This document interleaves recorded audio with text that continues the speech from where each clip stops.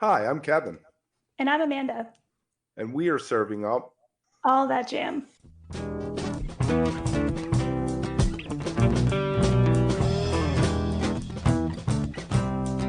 All That Jam, Quick Hit.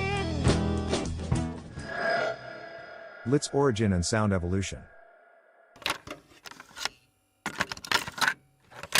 You're in Maryland? Yes. Yeah, I'm in Maryland. Sykesville. Oh, cool. Oh, really? Yeah, we're Frederick, Maryland. Oh, okay, yeah. Oh, very nice. Do you know Natalie Brooke? Yeah. Yes. Yeah, Yes, yeah. I love Natalie. She's so great. That Infinity Tribe she's doing with Gator. Pretty Yes. fantastic. Yeah, pretty cool Yes. stuff. We need to do something about Maryland. That makes me think pigeons are here too. Maryland's got a bunch of good Yeah. bands there. Yeah, they've All been my right, friends so for years. who am I with today? We got Nick Thrasher. I play drums. This is Austin Litz. There we Yeah. go. All right. All right. And Litz. you're the other, you have your brother in the band? Yeah. One of my brothers, Logan Litz, he's my older brother and plays the bass guitar. We started the band. There were more brothers at one point. I have three brothers total. One brother, Billy, lives in Asheville. He has a band called Hustle Souls. And then I have two other brothers, Mike and Logan. They're twins. One's a drummer, one's a bass player. Mike used to be the drummer of the band, and Nick played percussion. Now Logan is still in the band, plays bass. Mike is no longer in the band. Nick plays the drums. So it used to be more brothers, but There's a much larger footprint on stage. yeah, and there used to be a little more of us. But And your guitar player now is Dan Gallerman? Gellerman, yeah, Very nice. Very nice. yeah, and he rips it up. So we're a four-piece. That's Nick, Austin, Logan, Dan, and drums, bass, guitar, keyboards, and we just do the thing from there. And now, quick tangent, real quick. Mentioning his brother Billy in Asheville. We're actually this weekend, which I'm sure will have already passed. We're playing with them down in Asheville at the Asheville Music Hall, and anytime you guys see us link up, I would suggest coming out. Lots of cross-pollinating going on. A lot of cross-pollinating going on, yeah. Very nice. Very nice. Yeah, what are the I did not realize you guys were from Maryland. Yeah. Until I started digging into your Bandcamp, and I was like, why are all these 8x10 shows on here? And then I started to put it all together. I saw your name on a Reddit thread. Okay. And really cool. how I work is I go to YouTube, look for the band, listen to it. If I like them, I say, hey, let's talk. And we dive in. Speaking of why don't we start here? Speaking of Bandcamp, you got a bunch of what I think are studio albums and EPs on there. How many albums and EPs do you guys have out? Ooh. That's a good question. I'm not sure. I think so. All of our full-length studio albums and EPs are, they are studio recorded. I believe we have like a total of 6 EPs, 2 of which are kind of older. And then 4 that came out as a series that kind of created an entire album. The Bigger Picture. Yes, Yeah. correct. And then on top of that, we got 2 studio albums, full lengths, that we recorded in one session, and it's sort of like a 2-part. Yeah, it's a double album. Yeah. Those are our first 2 full lengths. We Yeah. recorded all that material all at once. And then additionally, we have 3 live albums out on Spotify and stuff. As well. So a bunch of stuff out there, and I don't know if you've noticed, if you've listened through some of the stuff, the sound has changed a great deal over the course of the handful of years. Or we've been a band this is our 10th year as a band, and the sound has evolved a whole ton. But we've really landed on something that I'm super proud of at the moment, where it's kind of like the sound we've always been looking for. And we're in the midst of producing the album in-house.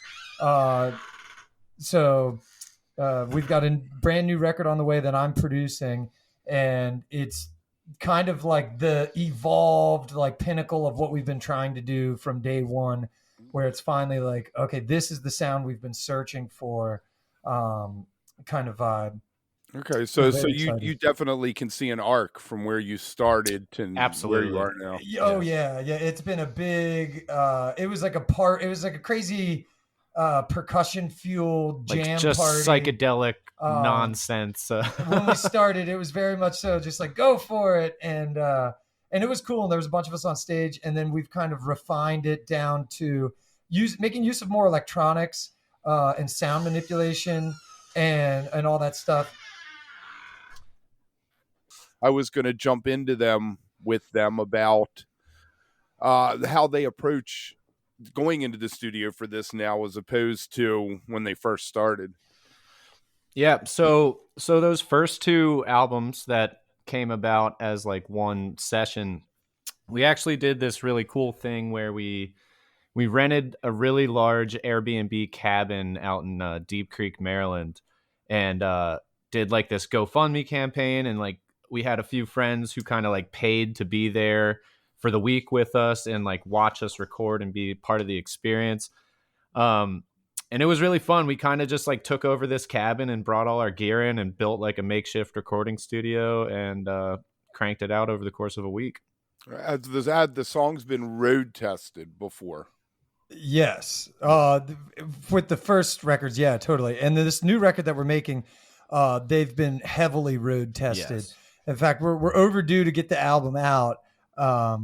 It's material. We haven't released a full length album since COVID. So we're overdue. We've been playing these songs for like 3 years live. Yeah. So they're nice and road tested, and we've taken all production in house. And I think that's what's led us to kind of find our sound instead of relying on someone else. You know, it will take an 8-hour session on vocal overdubs for one song and really figure it out, as opposed to another way that you can go about recording an album is write songs, pay for studio time, go in there in a week and record for 2 days straight, go home, it's done, without road testing or anything like that. And it can be you can get decent results with that for sure. It's going to be a raw live, and that's kind of like what we did for the first handfuls of bodies of work that we've done. Most of our EPs and albums have been done that way, where we just like go in the studio, someone else produces it, and we play for 2 days straight, and then they mix it, and then that's done. But this has been like, I started pre-production of this record in the summer of 2020, so we're like a year, little over a year into it. But you know, with tour schedule, and then I've also been producing other bands. I'm mixing and mastering a band called Disco right now. I'm doing their new record.